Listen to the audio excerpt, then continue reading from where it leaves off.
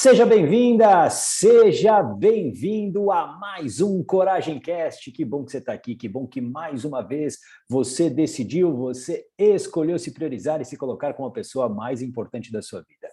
Eu sou o Márcio Ogata, mentor de coragem e hipnoterapeuta, e eu ajudo pessoas como você a recuperar a coragem em 21 dias e destravar a sua vida.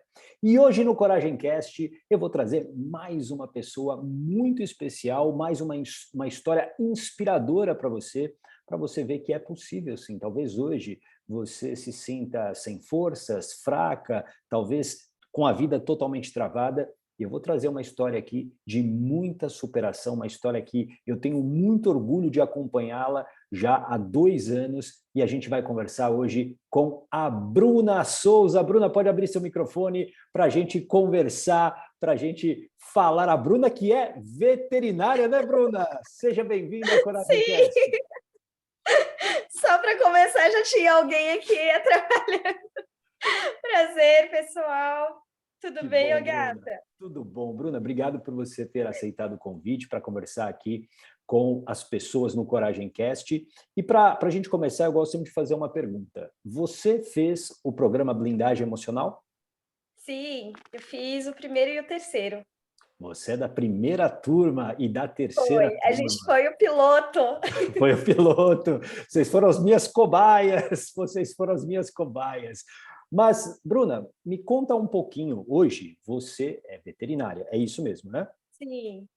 E, Bruna, primeiro, hoje, né, você e eu, e a gente vai falar muito dessa trajetória, e eu quero hoje mostrar para as pessoas, através, claro, da sua história, a importância de você gostar do processo e você não desistir do processo. A primeira turma da blindagem emocional aconteceu no auge, ali naquele início de pandemia do coronavírus, onde ninguém sabia exatamente o que ia acontecer, não tinha vacina ainda, todo mundo trancado em casa, e você participou dessa primeira turma. E aí eu queria que você contasse, Bruna, como é que você estava emocionalmente naquele momento e como é que surgiu a oportunidade de participar da blindagem emocional? Bom, eu acho que para chegar em abril de 2020, a gente precisa começar um pouquinho antes, onde foi o pontapé que me trouxe até você e onde também começou um start para querer mudar o rumo que eu estava tomando na vida. Eu conheci você através da Sheila, né? A Sheila, que foi a mentora da Raquel. A Raquel é uma médica veterinária que ela também teve um reviravolta na vida dela e através do autoconhecimento ela conseguiu dar uma guinada na vida dela. Mas para mim, além da influência que eu tive com ela, eu tive um acorde muito grande em dezembro de 2019. Em dezembro de 2019, eu tinha chegado no meu maior peso que eu já tinha chegado na vida, estava sobrecarregada fisicamente, com dores no corpo todo, além das questões mentais também. E Quantos quilos aí, você tinha naquele ano de 2019? eu tenho 1,43 m e Ok, naquela época eu estava com 68 quilos. ok, E tava. paralelo a isso, eu li um livro que se chama A Morte é um Dia que Vale a Pena Viver, de uma paliativista. Então, juntou todas as questões, né, de ter chegado no ápice da sobrecarga, em todos os sentidos, junto com esse livro que me fez ter um acorde para a vida, tipo, o que eu estou fazendo da minha vida, unido às outras questões. E aí eu cheguei até você, mais ou menos em fevereiro, março, e veio a pandemia, né? A pandemia jogou todo mundo para dentro de casa e eu fui literalmente obrigada, né? No início em janeiro, eu já comecei um pouco a mudar as questões relacionadas ao meu corpo, com exercício físico, mas ainda a mente estava um pouquinho complicada. E em março realmente foi o ápice, assim, né? Porque a pandemia jogou todo mundo para casa e obrigou todo mundo a olhar para dentro de si, porque tirou da gente o estudo, tirou da gente o trabalho, tirou da gente o convívio social, e você olha assim e você pensa, só tem agora eu e eu. E aí você parece que de uma forma muito clara, você começa a ver todos os pontos de erros e os pontos fora do eixo da tua vida. O que E quando eu era, cheguei foi assim. Bruna, deixa eu só te interromper. Você falou uma coisa que me chamou a atenção, que ali no início de 2020, a sua mente ela tava bagunçada, né? E explique exatamente o que que era essa bagunça na sua mente, o que estava acontecendo. Foram várias coisas que culminaram, né? Eu tinha saído de casa em janeiro de 2020, né? Eu vim de uma situação, assim, bastante complicada, familiar, de uma situação, posso dizer até de violência verbal e violência física, né?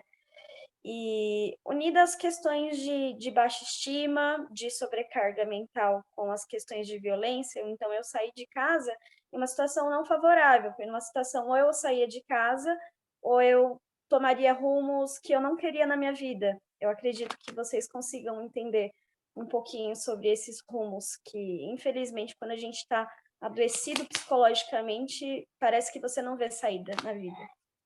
Então, juntou todas essas questões. A E questão eu de. saí de casa, você se refere exatamente ao quê? Você era Sair. casada, é casada? Eu saí de casa para vir morar com meu noivo. No entanto, não foi uma decisão pensada assim. Nós chegamos no ápice do nosso relacionamento e agora vamos dividir uma vida a dois.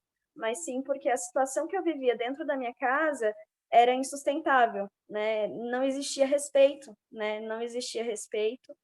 E eu estava bem adoecida, emocionalmente, psicologicamente, em todos os sentidos.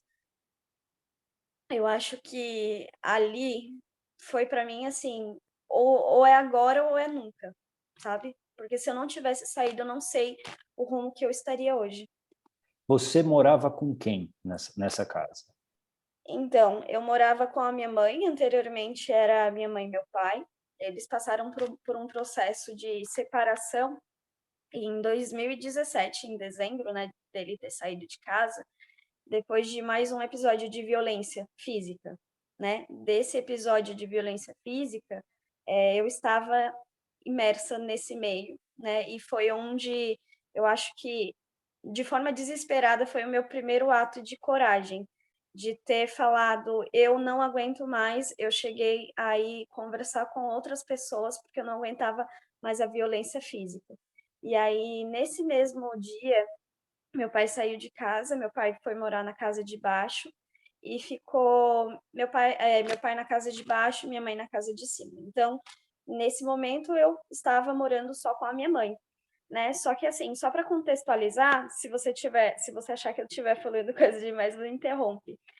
Dentro de um contexto, só para vocês entenderem.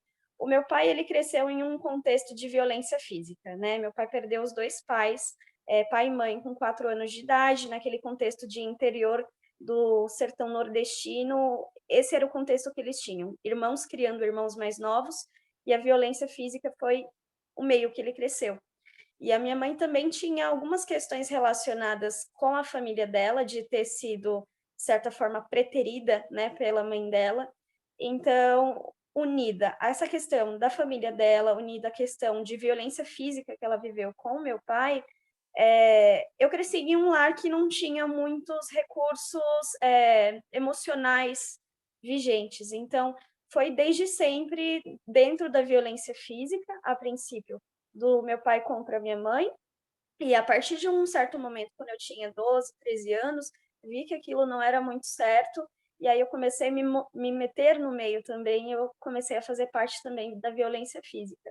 Eu não acredito que eu sofri tanta violência física, mas a violência emocional, verbal, impactou minha vida de uma forma absurda, né? Que eu acho que, junto com outros fatores também, roubou a minha autoconfiança, roubou minha autoestima, é, e fez com que eu ficasse uma pessoa introvertida, sabe? Uma pessoa introvertida, mas ao mesmo tempo reativa, porque eu não aguentava escutar gritos, eu não aguentava escutar xingos, porque aquilo me vinha como um gatilho muito forte, muito forte. Então, no contexto que eu saí de casa em 2020, foi porque, mesmo depois que meu pai saiu de casa, minha mãe ainda era uma pessoa muito complicada de viver por conta desses contextos todos. Então, eu vivia uma violência verbal muito forte, de certa forma, impactava diretamente o meu emocional e não conseguia mais. Já tinha estafado mesmo, sabe? Como é que você estava naquele momento, exatamente depois que você começa a morar com o seu noivo? como é que foram esses primeiros dias ou semanas da pandemia junto com ele? Como é que você estava emocionalmente? O Gata, naquele momento eu ainda não sentia paz, não sentia felicidade de ter saído de casa. Eu ainda estava com muitas coisas mal resolvidas, muitas, tanto da minha família, porque assim que eu saí de casa, eu saí sem falar com meu pai e com minha mãe, né? Porque, de certa forma, minha mãe tentava impedir de eu sair de casa, só que ou eu saía, não tinha mais como ficar. Então, eu tinha muitas questões mal resolvidas com isso. Eu estava ferida emocionalmente, acho que não tinha como não estar ferida emocionalmente e vulnerável, porque naquele tempo eu ainda não cuidava da minha mente, nem através de autoconhecimento, eu não me autoconhecia, e eu também não fazia terapia nessa época. Então, a mente estava fervilhando de forma assim, descontrolada.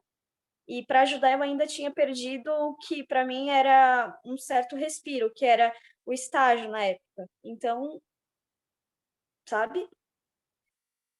Perdi o estágio, perdi o exercício físico, perdi o estudo. Estava ainda toda a questão emocional que eu já vivia anteriormente também. Esse ambiente que você vivia na sua casa, com sua mãe, com seu pai, você consegue classificar ele como Hostil, tóxico, hostil, hostil, hostil? hostil e tóxico. Hoje eu vejo, Gata, que era uma relação de abuso de ambas partes, porque a princípio não, né? Com o decorrer do tempo, eu passei a também ser uma pessoa reativa, né? Então, eu comecei a responder também às questões de violência que eu vivia. E eu percebo hoje que essa questão de violência me impactou de um jeito que eu respondia até pessoas externas que não tinham nada a ver com aquilo. Eu me tornei uma pessoa muito reativa. Muito, muito. Então, bastava realmente uma gota para virar uma tempestade. Reativa barra explosiva, é isso que você quer dizer? Sim, sim. E Era a isso forma impactou, como eu conseguia me defender. sim, isso impactou no quê, por exemplo, sei lá, profissionalmente teve alguma Teve, consequência ou com teve. amizades? Eu vou citar um exemplo real, assim. Por ser uma pessoa tão reativa, eu ainda estava no primeiro ano de faculdade, eu tinha no primeiro estágio que eu passei, eu tinha uma pessoa que ela estava, assim, buscando tirar a minha paz, até que um belo dia eu explodi. Eu explodi, explodi. Eu explodi. Naquele momento, eu perdi a minha razão. Não porque eu perdi a minha razão, não porque eu estava errada, né? Mas porque pela forma como eu explodi. Porque a partir do momento que você explode de uma forma sem controle, não importa se a outra pessoa te tirou do sério até você explodir. Importa o que está sendo visto ali, no momento. Naquele dia foi minha primeira demissão. Foi minha primeira demissão da vida.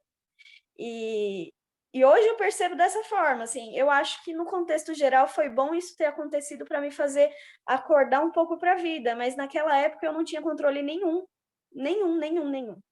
E prova disso foi a demissão, né? Porque a pessoa me fez chegar no limite e gerou isso tudo. Então, assim, com toda certeza do mundo, teve impacto profissional, esse é só um exemplo. Teve impacto em relação à amizade, de, por exemplo, brigar por coisas ridículas, que hoje eu vejo, meu Deus do céu, eu não acredito nisso. E até mesmo no meu relacionamento, porque se parar para ver, eu tenho quase 9 anos e meio de relacionamento. No início do meu relacionamento, eu era muito mais reativa, e posso até falar que, de certa forma, eu era até abusiva com meu noivo, né? A ponto de falar assim, você não vai. Ele saía no sábado à noite para jogar videogame com os amigos em uma lan house. Eu surtava, gata. Eu surtava. E hoje eu vejo que isso, além de uma falta de controle enorme minha, vinha de uma carência muito minha também. De colocar nele como se ele tivesse a obrigação de ser o salvador da minha vida. A insegurança, ela tomou conta de você por conta de todo esse ambiente tóxico. E essa insegurança, ela também, você viu essa insegurança presente na tua vida, por exemplo, em relação aos seus estudos? Porque você, sim, uma característica marcante para mim sobre você, né, eu já te conheço há 2 anos, você é apaixonada pela tua profissão. Poucas pessoas que eu conheço são tão apaixonadas por uma profissão como você. E eu sei o quanto você se dedicou, né, aos estudos da medicina veterinária. Essa insegurança também, ela chegou a essa parte tão boa da sua vida também? toda certeza.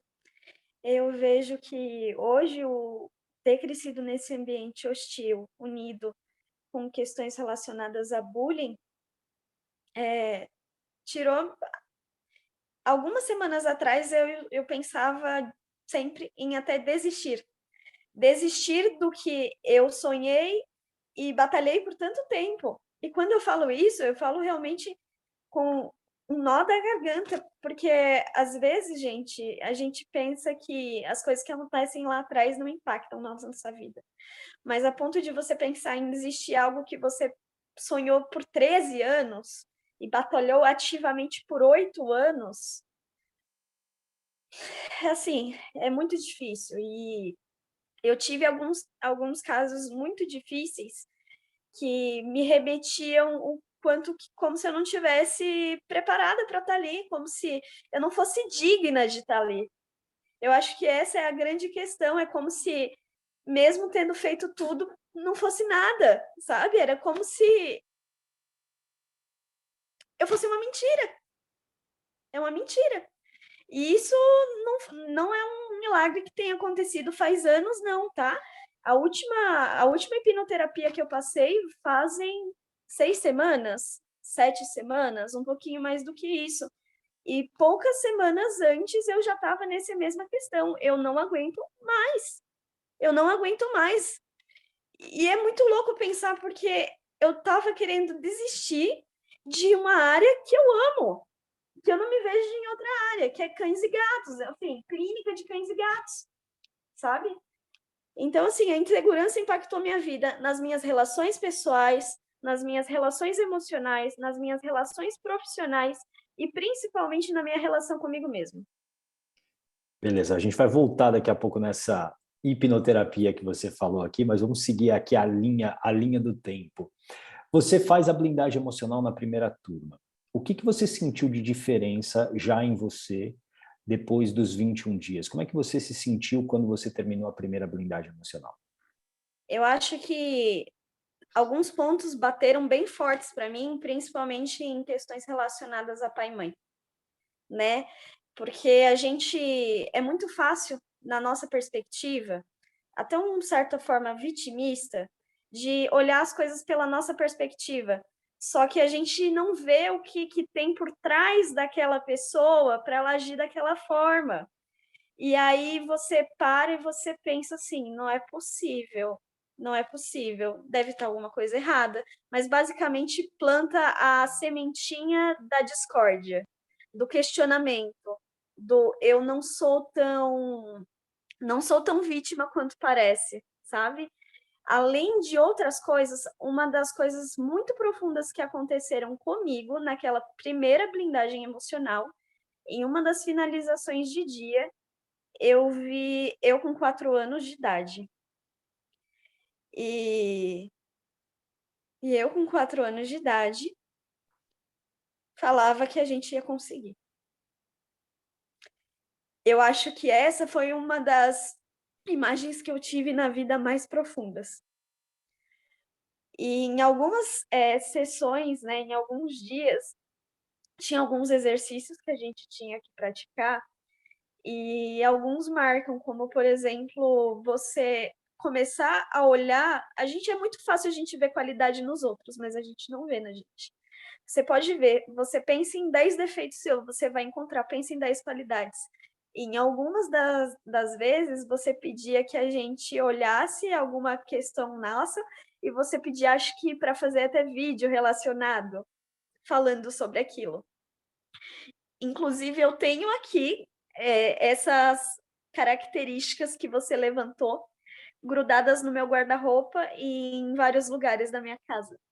E aqui, inclusive, também tem da menina de 4 anos que falou, nós vamos conseguir. E nessa mesma blindagem também, eu vi eu com 90 anos, falando para acreditar mais em mim.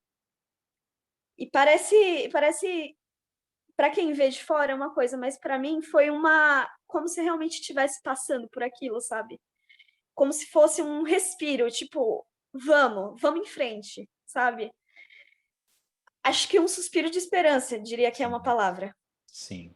Para quem, só para explicar bem, contextualizar, durante o programa Blindagem Emocional, eu uso a hipnoterapia, a hipnose, como processo terapêutico, né, em alguns dias, para a gente tratar algumas questões de uma maneira mais direta. Então, o que a Bruna falou foi exatamente isso. Em alguns dias, né, nós tivemos alguns processos e que são importantes exatamente para você entender a sua história, e você também buscar dentro de si essa confiança que muitas vezes ela se vai, né? Ela se perde pelas circunstâncias da nossa vida. Então, é muito importante fazer as pazes com a nossa história. E isso que a Bruna tá contando aqui para a gente é exatamente a trajetória de alguém que em algum momento estava ali com uma vida travada, estava com uma vida embolada, né, com várias questões, e ela decidiu, ela deu um primeiro passo e ela começou esse processo. E aí, Bruna, me fala, depois dessa primeira blindagem, você faz a terceira. Primeiro, por que você resolveu fazer novamente a blindagem emocional? Eu senti que foi um acorde, mas ainda tinham coisas para serem resolvidas. E aí, como é que para você foi essa segunda participação na terceira turma? Como é que você saiu dessa terceira turma? Eu acho que a terceira, né, segunda vez que eu fiz na terceira turma, já tinha acordes para algumas coisas, mas outras pegaram de uma forma diferente. Então, algumas questões que não tinham sido tratadas de certa forma na primeira, não tinham sido batidas tão forte, na terceira foi de uma forma melhor. Então, na terceira, eu poderia dizer que o acorde que foi dado na primeira foi dado o significado que eu precisava continuar, sabe? Porque muitas vezes a gente faz alguma questão relacionada ao autoconhecimento, a gente pensa que aquilo basta. E você vê que depois que termina os 21 dias, a vida continua. E se você não continuar no mesmo rumo, a vida não vai mudar. E aí foi com uma necessidade que eu senti também de fazer a terceira, eu fiz. E aí, eu acho que a questão da terceira foi ter dado um acorde para outras coisas que a primeira não havia sido dada. E sempre acaba mudando, né, algumas coisas. Embora a temática muitas vezes seja bem parecida, sempre tem uns acordes diferentes. Sim. E eu queria dizer uma coisa da primeira, sobre a questão de confiança, de acordar para a vida. No final de uma das sessões, acho que foi da última sessão, dos 21 dias, você colocou uma música chamada Tease Me, do Sim, Rei This do Is Me, Show. sim, sim, sim. Aquela hipnose, até hoje, se eu ouço essa música, eu choro quando eu lembro daquela hipnose. Ela foi para minha pele, porque aquela hipnose marcou a vida. Marcou a vida.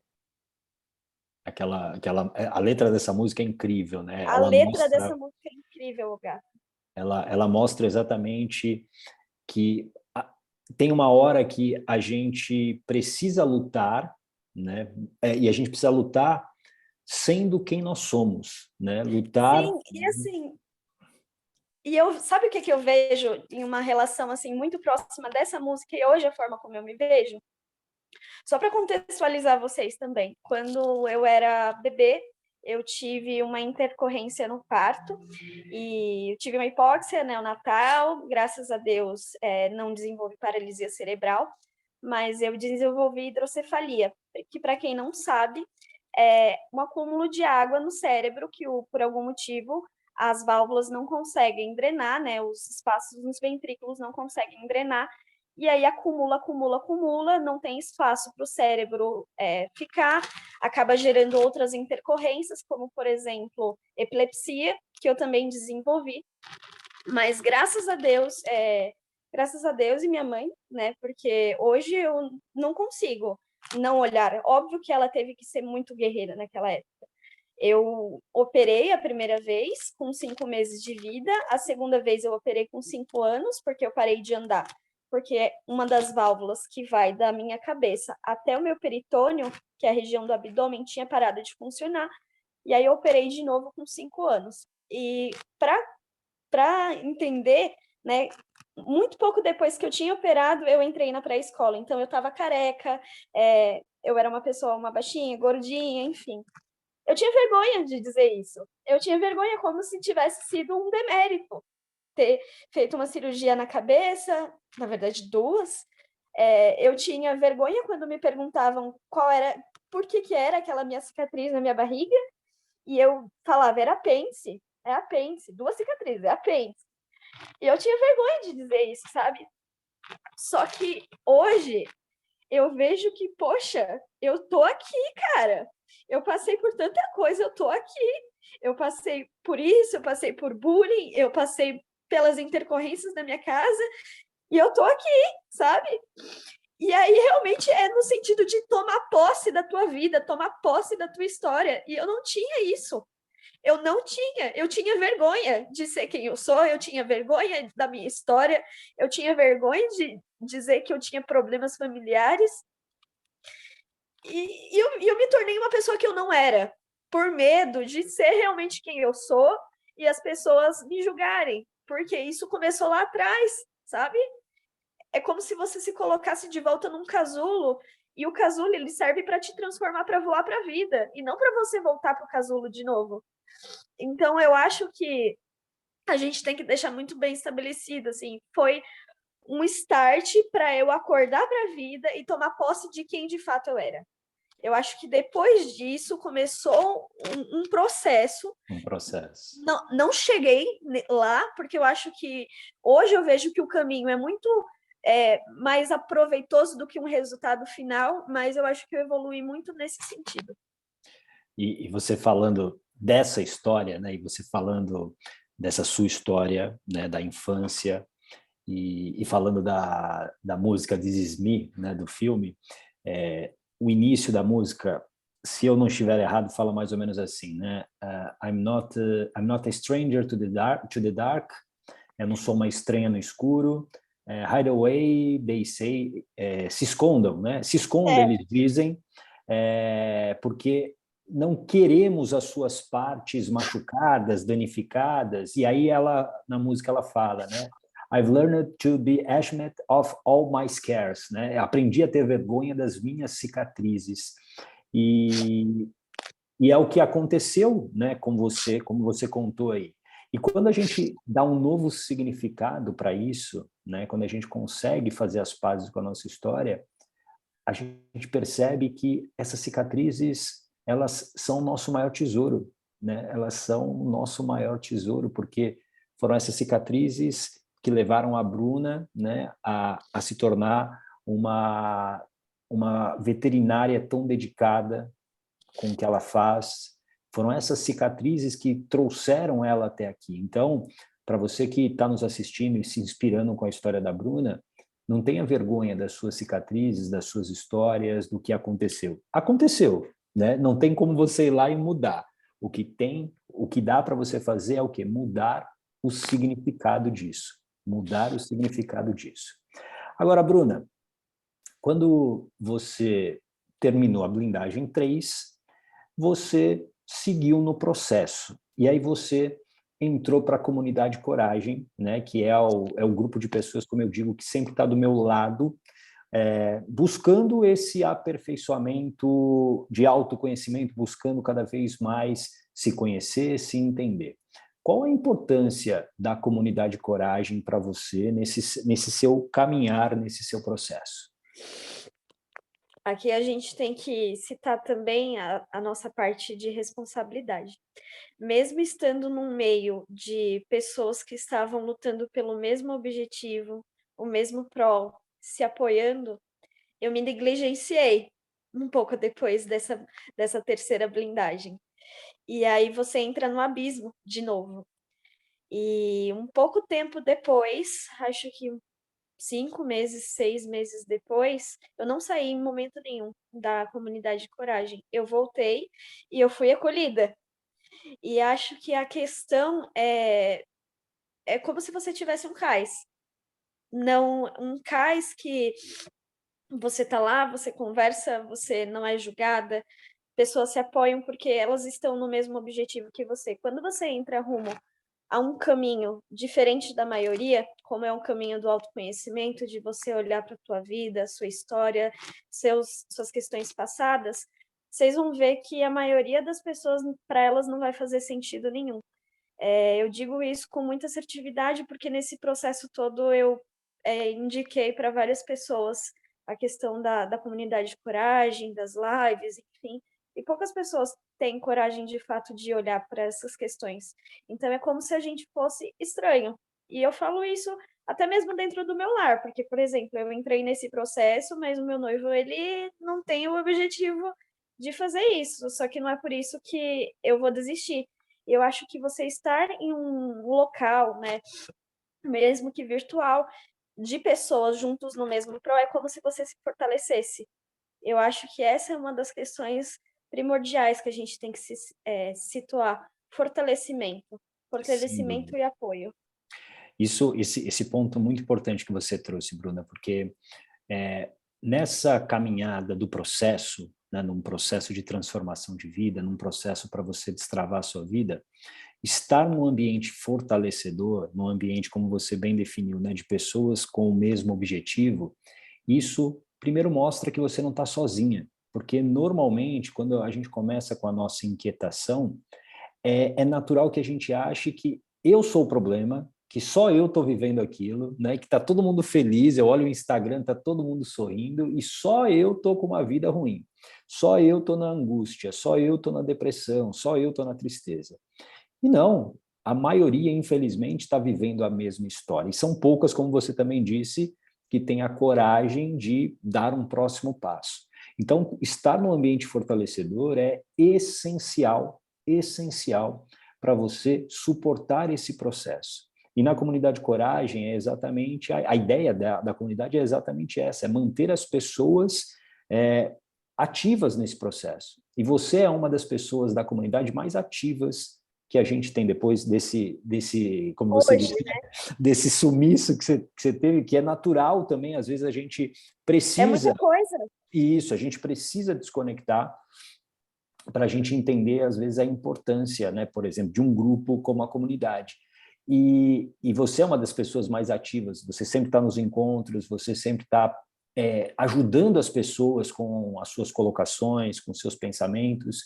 E aí eu queria perguntar para você, é, como é que você hoje enxerga, principalmente para as pessoas que estão começando essa jornada, como é que você enxerga a importância delas se desconectarem dos seus ambientes enfraquecedores, tóxicos como você viveu, e buscarem um ambiente fortalecedor? Você acha que isso realmente ajuda essas pessoas a se manterem no processo? Não tem dúvida, mas a gente precisa alinhar que nem sempre é fácil você sair do que é ruim, porque querendo ou não, o que é ruim você já conhece, e o que vai vir você não conhece ainda, né? Mas eu acho que estar em um ambiente fortalecedor, como apoio, mesmo que você ainda não consiga sair de um ambiente tóxico, faz com que você tenha um ponto de apoio mesmo. Porque, querendo ou não, ô gata, quando você tem alguma coisa ali, ó, batendo, batendo, batendo, você sabe que aquilo não tá muito certo. Você sabe que não tá muito certo. Então, uma hora insiste tanto que a inquietação começa. Mas e se? E se? E prova disso são várias pessoas na comunidade mesmo que tiveram um rumo completamente diferente da vida, tiveram coragem de sair de situações péssimas por ter apoio. Sim, o apoio é fundamental nesse processo, O não há apoio é dúvida. fundamental, porque assim, quando você está numa situação ruim, você se vê e muitas vezes você está sozinho, né? Porque, por exemplo, a questão que eu saí de casa, se não fosse o meu noivo, eu não conseguiria sair e eu continuaria. Então, o que que me restaria? Não sei o rumo teria hoje.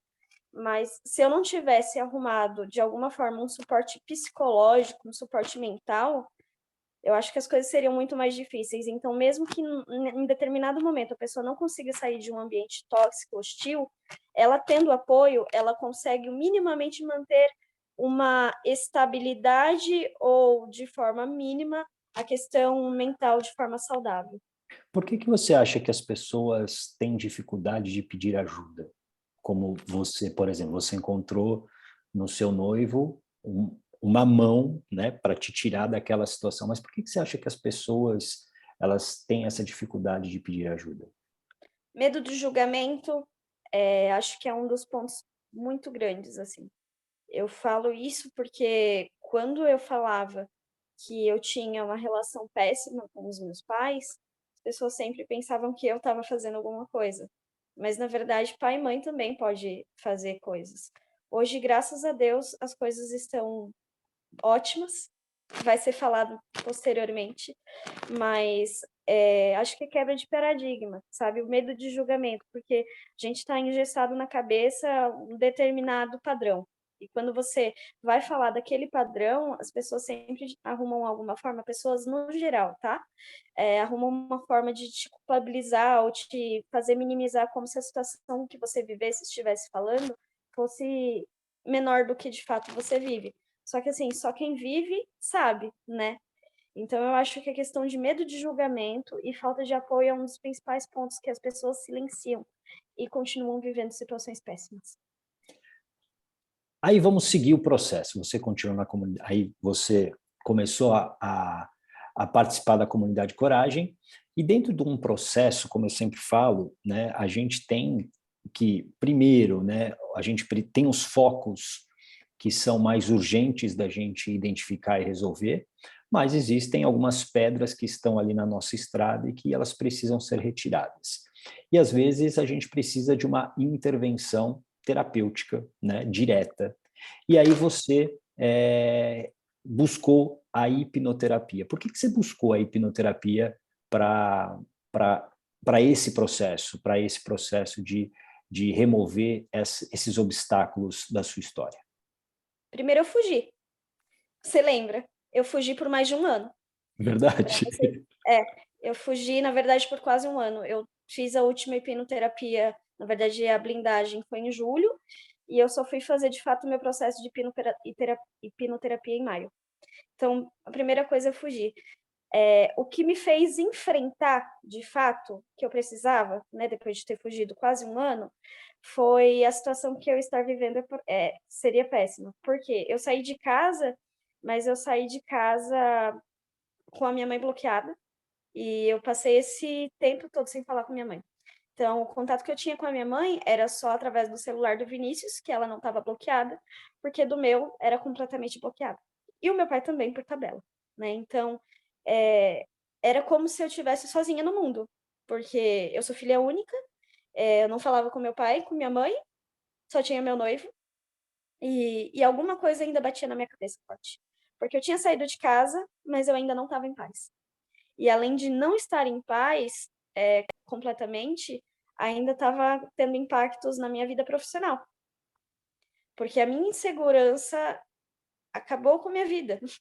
Minha insegurança acabou com a minha vida. O medo acabou com a minha vida. Graças a Deus não acabou porque eu tenho enfrentado eles mesmo, o medo existindo. Mas eles impactaram diretamente a minha vida, sabe?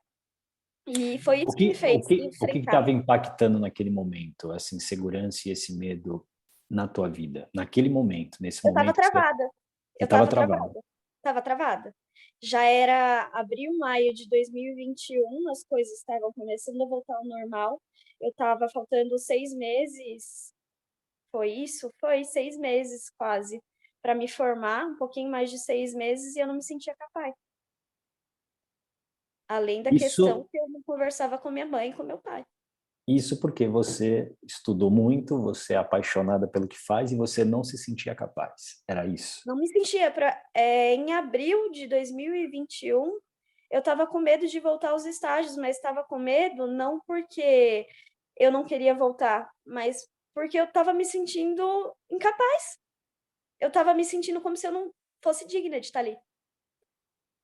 Eu me E, via dentro de uma bolha, gritando, sem ninguém me ouvir. Porque era como se eu tivesse presa. Era uma prisão sem grade. Porque, teoricamente, eu ficava pensando, mas eu saí de casa, por que eu ainda estou me sentindo assim? Não era para eu estar bem agora? E não era, tinha coisa ainda. e o que você lembra dessa primeira sessão que você fez aqui comigo? O que você se recorda? O que mudou para você depois daquela primeira sessão? Nessa primeira sessão que eu fiz, foi tratada questões relacionadas à minha mãe. E durante a hipnoterapia foi muito profundo, muito profundo, muito profundo. Eu tinha muita mágoa, muito rancor, era como se eu estivesse carregando uma mochila de pedras na minha vida. E hoje eu vejo que foi diretamente isso que estava me deixando como se eu estivesse presa, porque embora eu não falasse com ela, as sombras daquilo tudo me reverberava, sabe? Reverberava. E foi muito profundo porque eu tive esse contato direto com ela. Eu descarreguei com toda a minha força, todo aquele rancor, toda aquela mágoa que eu saí. Eu sei.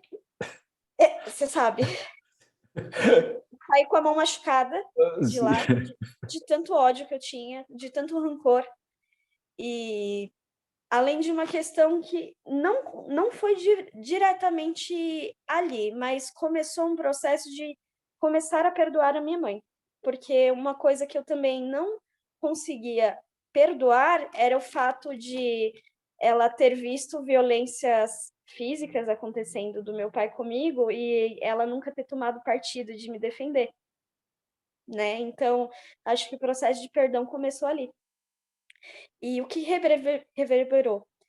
2 meses depois daquela sessão de hipnoterapia, unido também com, na época, eu estava fazendo o Neuromind, que era um curso de neurologia e autoconhecimento, que a Sheila também estava, eu escrevi uma carta com tudo que eu queria falar para minha mãe. Essa carta foi feita antes da hipnoterapia. 2 meses depois da hipnoterapia, eu tive coragem de, pela primeira vez, ir na casa da minha mãe, depois de um ano, mais de um ano que eu estava morando aqui, e eu fui conversar com ela de peito aberto. Eu estava ciente que poderia ser completamente diferente do que eu estava na expectativa, mas eu fui de peito aberto, com o conteúdo daquela carta que eu tinha escrito, falar tudo para ela. E uma das coisas que eu descobri com a hipnoterapia também foi a questão de violência física com ela em um momento de vulnerabilidade completa que eu já estava ali, né? E eu falei de peito aberto. Nesse dia, eu e minha mãe, a gente chorou muito. Eu e minha mãe, a gente chorou muito. E eu acho que ali começou, assim, um processo, de fato, de mudança, né? Depois disso ali, eu comecei a me aproximar, eu desbloqueei a minha mãe do WhatsApp, eu comecei com uma frequência, assim, por tabela, mesmo que teoricamente eu não tenha conversado com meu pai naquele dia, a nossa relação começou a melhorar também. Eu pude começar a ser uma pessoa menos reativa com eles, e eu acho que a mudança começou ali. Então, teve dias que eu fui almoçar na casa dos meus pais ficavam ansiosos para eu ir almoçar com eles, a gente ria, a gente conversava, foi feito churrasco, isso no contexto de socialização, né? Reverberou ativamente na minha vida, aquela primeira hipnoterapia, porque eu pude entender muitos contextos ali dentro. E a partir do momento que eu entendi contextos e eu falei, beleza, eu passei por aquilo, mas isso não vai mais definir a minha vida, essa mochila de pedras não é minha, é sua, mãe. Eu não vou mais carregar o peso que não me pertence. Eu acho que eu comecei a me libertar ali. E não é por incrível que pareça, tem toda uma lógica, mas de fato as coisas começaram a andar na minha vida. Por quê? Eu entrei num estágio, depois disso, nesse estágio eu fiquei 3 meses, logo depois eu comecei a fazer meu estágio obrigatório, que é o estágio do último semestre de graduação, que os cursos na área da saúde têm que fazer, e aí as coisas começaram a melhorar, eu comecei a falar mais, a ficar mais... me comunicar melhor, porque assim, eu fui uma criança muito comunicativa, até que o bullying tirou isso da minha vida, e eu me tornei uma pessoa introspectiva, mas eu não sou assim, eu sou uma pessoa que fala demais. E eu pude colocar mais isso para fora, sabe? E começar a me impor um pouco mais, né? Então, assim, eu comecei a ter um relacionamento melhor com os meus pais, mas eu também me impunha. Porque a partir do momento que você dá o limite, as pessoas sabem até onde vão e começam a te respeitar. E se elas não te respeitam, você tem a opção de recuar. E recuar não é errado. Errado, hoje eu vejo que é você se contentar em uma situação ruim. Sim. Mas é um processo. Então não adianta a gente querer que as pessoas passem com o carro na frente dos bois, sendo que elas não estão preparadas. Eu, de fato, só me senti preparada para passar pela hipnoterapia 10 meses depois do fim da terceira blindagem. E Sim. teve que ser assim, e eu acho que foi a melhor coisa ter sido, de fato, assim. Você E falou uma hoje, palavra. a Deus, a minha relação com os meus pais é incrível. Infelizmente, eu não vou estar na casa deles no domingo, porque eu vou estar trabalhando, mas dia 21, eu e meu pai, a gente vai para uma churrascaria, a gente vai comer, vai almoçar, vai conversar. Então, assim, mudou muito, muito, muito. Que Mas bom. não foi a única hipnoterapia que teve impacto na minha vida. Sim, A aí terceira vamos, foi decisiva. aí você fez uma segunda. Você lembra bem dessa segunda? Essa segunda eu não lembro tão detalhadamente, assim. Eu acho que a primeira e a terceira foram os divisores de água, de fato. Foram divisores de água. E aí me fala então dessa terceira, como é que você falou sobre insegurança, né? Quando você estava você até chegou a dizer, né, há pouco que estava quase desistindo, né, do teu sonho. E como é que você saiu dessa terceira hipnoterapia? Eu acho que é bom falar como eu cheguei nessa terceira hipnoterapia. Eu me formei e eu me submeti a situações ruins, mesmo estando dentro do processo de autoconhecimento, mesmo tudo isso. Eu me submeti a situações ruins, eu quebrei a cara em situações ruins, eu me submeti a menos do que o que eu merecia. Isso fez uma sobrecarga mental na minha cabeça de forma absurda. Não só mental, mas física. E quando eu cheguei na terceira hipnoterapia, foi ao ponto da estafa, da sobrecarga mental ser tão grande que eu desmaiei. Eu comecei a desmaiar. Antes eu só tinha tonturas, né? Quando eu estava emocionalmente mais fragilizada. Mas eu comecei a desmaiar. E aí eu falei, eu não aguento mais, eu vou ir para o psiquiatra. Mas ao mesmo tempo eu não queria ir para o psiquiatra, porque anteriormente na minha vida eu já tive outros transtornos que eu tive que passar com um psiquiatra e a gente sabe que, óbvio que existem exceções, mas a maior parte deles só quer te medicalizar. Então, você está sentindo isso? Toma esse remédio. Você está sentindo aquilo? Toma esse remédio. Até o ponto que você se torna um espectador da própria vida. Você começa a ver essa sensação que eu tinha quando eu tomava medicação, que eu estava vendo a minha vida passar, mas eu não estava de fato dentro dela. Eu estava vendo de fora. Então, eu me tornei uma pessoa zumbi, porque eu não sentia as sensações de pânico que eu sentia anteriormente, mas eu não sentia mais nada. Eu não era eu. Mas o desespero em maio, junho, foi tão grande, foi em junho, na verdade. Foi tão grande que eu falei, pelo amor de Deus, alguém me indica um psiquiatra, porque eu não aguento mais. Porque a ponto de chegar e cair, de desmaiar e ficar 4 minutos inconsciente, isso inconsciente estando com a parte neurológica ok e a parte metabólica ok. Então, assim, era psiquiátrico, era uma questão mental total, sabe? E aí, nesse dia, você falou o que está acontecendo. E aí a gente começou a conversar. Eu falei assim, eu não estou mais aguentando. Eu não estou mais aguentando clinicar, eu não estou mais aguentando minha profissão, eu estou a ponto de surtar. E, na verdade, o desmaio para mim já foi um surto. Porque foi, ou minha cabeça desligou, né? Minha cabeça desligou. Eu acho que o próximo passo seria muito pior, né? Seria talvez até uma convulsão, enfim. E foi assim que eu cheguei na terceira hipnoterapia. Uma pessoa sobrecarregada, uma pessoa com uma insegurança gigantesca, uma pessoa que não estava confiando mais nada em si e estava indo na maré, se submetendo a menos coisas, a mais coisas do que merecia, porque não via outra alternativa. E foi assim que eu cheguei. E nessa hipnoterapia foi realmente um divisor de águas. Eu vi questões relacionadas ao bullying, que foi um dos fatores primordiais que roubou a minha autoestima, roubou a minha confiança.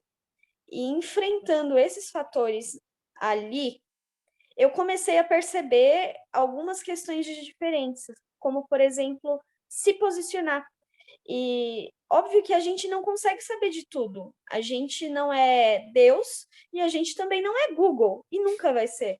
Só que antes, quando eu tinha situações que eu não conseguia lidar, eu me desesperava e eu começava a me autoflagelar. Hoje, quando eu vejo essas situações, eu peço ajuda. E eu acho que você se tornar um profissional não deveria tornar as pessoas egocêntricas a ponto de eu sou o suficiente, eu sei o suficiente, eu não posso pedir ajuda para ninguém. Então, a partir disso, dali, eu comecei a ter um pouco mais de confiança em mim, eu comecei a reconhecer que eu precisava de ajuda e que não era problema eu precisar de ajuda, e eu comecei a impor limites. O que não estava acontecendo e estava gerando uma bola de neve suficiente ao ponto de machucar minha autoestima. Prova disso foi lugares que anteriormente eu havia passado, me submetendo a menos do que eu merecia, por medo de não ter nada. Então, a partir dali, você começa a perceber, mas as pessoas me perderam, na verdade, eu perdi tal lugar, mas as pessoas me perderam, porque eu também sou merecedora de estar ali, eu também tenho conhecimento para estar ali, e se a pessoa, porventura, não quer, ok, sabe? Eu não tenho que me submeter a agressões físicas, agressões verbais, principalmente, que são muito comuns no mundo corporativo, e a gente tem que falar sobre isso, porque a violência corporativa pouca gente fala, mas existe muito. Só que cabe a gente falar, eu não mereço isso. E ao mesmo tempo, mesmo que naquele momento você não possa sair daquele lugar, você saiba, aquele não é teu lugar. Você não precisa se contentar com isso. Fique o tempo que você precisa, mas não aceite isso como se essa fosse a realidade da tua vida, porque não é. A gente não tem que ficar dentro de uma bolha, a gente não tem que. E a gente precisa se ver como potência, porque só quando você começa a se enxergar de uma forma como potência, você começa a ver que você não merece certas situações e você começa a nadar para sair daquela situação. E aí vai a questão que você fala, né, de movimento e de ação, que são coisas diferentes. Sim, movimento é quando você cai numa piscina, não sabe nadar, e aí você fica se debatendo, gastando energia, né, pedindo socorro, mas você não sai do lugar. A ação é quando você intencionalmente, e sabe nadar, você vai dar braçadas, pernadas, coordenada com a tua E respiração, e você sair do vai de um lugar. lado e sai do outro, e vai para outro lugar. Exatamente isso. E hoje você, depois desse processo da hipnoterapia, você se sente mais segura hoje para se colocar e para atuar na sua profissão? Sim, com toda certeza. Depois disso, a gente criou estratégias também, né? De questão de ver outros lugares além de lugares ruins. Porventura do destino, o universo colocou no meu lugar algo que estava muito em congruência do que a gente conversou sobre questões de domicílio. Eu comecei a fazer plantões em uma empresa que faz atendimento a domicílio. Com isso, eu comecei a reforçar minha confiança, porque, assim, no atendimento a domicílio, a gente está na casa do cliente, então o cliente vai falar para a gente a demanda dele e a gente precisa de pronta, né, oferecer uma solução para aquilo. E aí, estando ali, né, em uma situação que eu não sabia do que poderia vir, e conseguir sair dessas situações, ver as respostas positivas dos pacientes, aquilo vai gerando uma autoconfiança maior, né? E porventura também outros processos que também aconteceram, outros processos terapêuticos vieram muito de encontro que eu precisava ouvir mais a minha intuição, porque muitas vezes a gente se cala, acha que é coisa da nossa cabeça, mas é a nossa intuição dizendo até que ponto que a gente tem que ficar, até que ponto a gente tem que ir, até a que ponto a gente tem que se submeter e até que ponto a gente não pode mais se submeter. Limite. Exatamente, limite. A gente precisa se respeitar, né? E como que a gente se respeita? Com as nossas regras, né? Os nossos limites, cada um tem o seu. E quando alguém ultrapassa esse limite, na verdade, está existindo um desrespeito. E aí cabe a você aceitar ou não, né? O ideal é que você, claro, não aceite, que você se coloque. E muitas pessoas se calam, porque elas não têm a força que hoje você tem para dizer não, a força que você tem para falar um não sem sofrimento, sem você sofrer como acontecia anteriormente. E aí, Bruna, para a gente já encaminhar aqui para o final da nossa conversa, depois desse processo que começa lá em 2020 e vem até aqui com blindagem emocional, comunidade coragem, hipnoterapia, valeu a pena passar por todo esse processo, por todos esses altos e baixos ou não? Não é confortável, é doloroso, mas assim como a pérolazinha, ela precisa sofrer um pouquinho, precisa sentir incômodos para ela de fato mostrar quem é ela. Às vezes a gente precisa também passar pelos nossos processos, enfrentar situações dolorosas para a gente chegar no que a gente tem que chegar. A pérola, ela sofre para ela virar pérola. A borboleta, ela tem um tempo enclausurada até ela sair batendo asas. Então, eu acho que a gente precisa aprender a passar pelos processos. E muitas vezes a gente pensa assim, eu quero chegar em tal lugar, eu quero chegar em tal objetivo e tudo mais. Eu precisei passar por tudo isso para ver que o caminho que me trouxe até aqui foi melhor do que, de fato, o resultado final. Então, a gente percebe muito isso em finalizações de ciclo. Recém eu passei por uma com a minha formatura. E foi um dos dias mais incríveis da minha vida toda. Mas no domingo, que foi 2 dias depois dele, eu parei e pensei que dia incrível foi a sexta, mas o processo dos anos que me trouxeram até aqui valeram muito mais. Amar o Então processo. então eu diria isso, aproveitem o processo, porque a gente quer tanto almejar um resultado final que a gente não percebe que o importante é o que a gente está fazendo agora. Eu acho que a questão da presença, do presente, é uma das coisas que mais nos roubam, porque a ansiedade me roubou isso. E ela ainda me rouba, não vou negar, né? Eu não estou 100% controlada da ansiedade, mas eu estou lutando. E lutar sabendo, tendo um rumo, é melhor do que você lutar no desespero sem saber para onde você vai e como Sim. você sai. Direção, isso é muito importante, ter direção, saber para onde você está indo. E nesse processo, você acha que o fato de você estar acompanhada, estar ali dentro da comunidade, isso te ajudou a se manter nele, Com a toda não certeza. desistir? Com toda certeza. Porque o mundo externo, para quem não está no mesmo rumo, ele não vai te dar o apoio que você precisa, porque o mundo externo vai estar acompanhada com os padrões que são aceitos. E não necessariamente você precisa caber nesses padrões, né? Então, mesmo que você esteja em uma época fugindo da vida, igual eu também fugi, você estar ali e ter um cais para onde voltar, eu acho que faz total diferença. E se eu posso dizer, sempre que eu indico a blindagem para as pessoas fogem. Mas se elas tivessem a coragem de enfrentar os próprios medos, que, como você diz, coragem não é ausência do medo, é agir para o coração. E dia 2, essa frase vai para aqui, a coragem vai aqui para o meu braço. Onde está a pulseirinha, Ah, é? Olha só que legal. ela vai aqui para o meu pulso. E se as pessoas entendessem isso, que elas precisam passar pelos processos para elas desabrocharem na vida, eu acho que seria libertador. Seria libertador para elas e seria libertador a gente ver as pessoas desabrochando. Porque muitas vezes a gente está em situações que a gente não tem coragem de sair.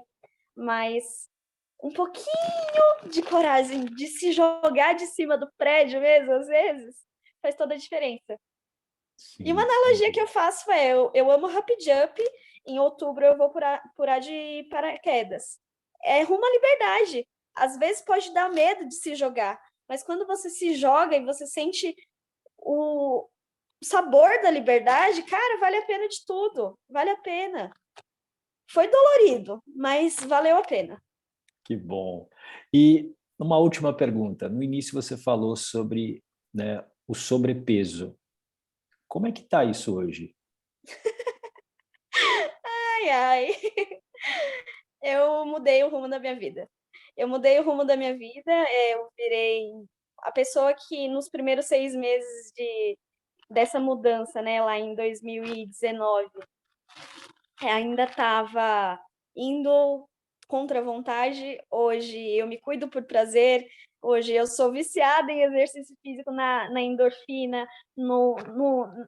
na questão alimentar, na questão de autocuidado. Eu acho que dá um rumo diferente, e não é só corpo, né? Óbvio que é muito bom você se olhar no espelho e falar, cara, eu amo o que eu tô vendo, mas é muito mais relacionada à mente, porque embora o corpo seja só uma matéria, eu acho que impacta muito na nossa autoestima. Então, quando você cuida da tua mente, você cuida do teu corpo, indiretamente também cuida da mente no exercício físico, e você cuida da tua alimentação, o que que você está colocando para dentro, cara, faz uma mudança gigante, você voa, voa. E desculpe a indiscrição pela segunda vez, mas quanto de peso agora? Você falou que você estava com 68 lá, Tava é com isso? 68. Isso. Quando eu comecei foi 68.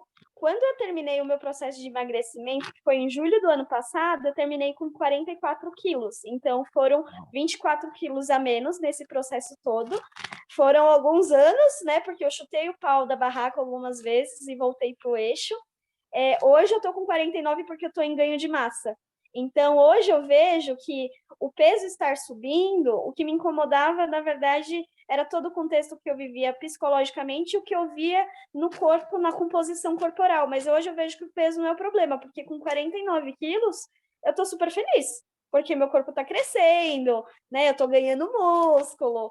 Tem a barriga que eu no ganho de massa, ela fica um pouquinho mais edemaciada, né? Por conta que você está ganhando, enfim.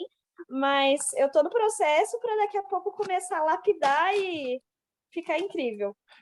Parabéns, Bruno. Olha, tua história é incrível, ela é inspiradora e, como eu disse no início, eu tenho muito orgulho, de verdade, de estar aí te acompanhando desde 2020, quando você fez a primeira blindagem. E eu tenho uma boa memória. E eu lembro muito bem da tua insegurança falando quando eu abria, né, os compartilhamentos e quando você participava, né, você sempre chorava, né, e era um choro de sofrimento. E ver você hoje falando com essa segurança, as fotos da sua formatura, quando você estava feliz, realmente é muito incrível ver tudo isso e parabéns por você não ter desistido do processo. Cara, gratidão, digo eu, porque assim, eu lembro muitas pessoas que marcam a minha vida. Então, assim, eu tenho uma gratidão gigante pela Raquel, a Raquel Cantarella, que foi ela que começou a plantar a sementinha do autoconhecimento. Por tabela veio a Sheila, né? E através de uma live da Sheila que eu conheci você, e você tem ajudado minha vida de uma forma assim absurda, absurda. Então, assim, eu tenho uma gratidão gigante por principalmente esses três, porque foi uma cascata, foi um efeito dominó. Se não fosse um, chegaria no outro, outro, e aí a gente acabou conhecendo outras pessoas, como o Kleber, como o Igor e outras pessoas que passaram também pela comunidade. Mas essas três, para mim, teve um impacto direto em quem eu me tornei, e o processo não acaba, o processo continua. E eu quero melhorar em muitas questões, ainda tem muita coisa para melhorar, a segurança ainda precisa ser reforçada, porque não é uma coisa só, você precisa ser reforçado todos os dias. Mas a gratidão que eu tenho por vocês é gigante, é gigante. Vocês tem mudado o rumo da minha vida.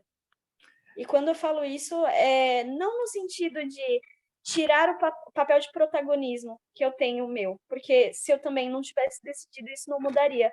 Mas eu acho que você ter alguém para te guiar faz uma diferença tão grande. Talvez se eu não tivesse... Ninguém fica feliz com pandemia, mas se eu não tivesse sido obrigada a ficar dentro de casa, trancada, eu não teria olhado para mim. E eu não sei o rumo que eu estaria hoje também.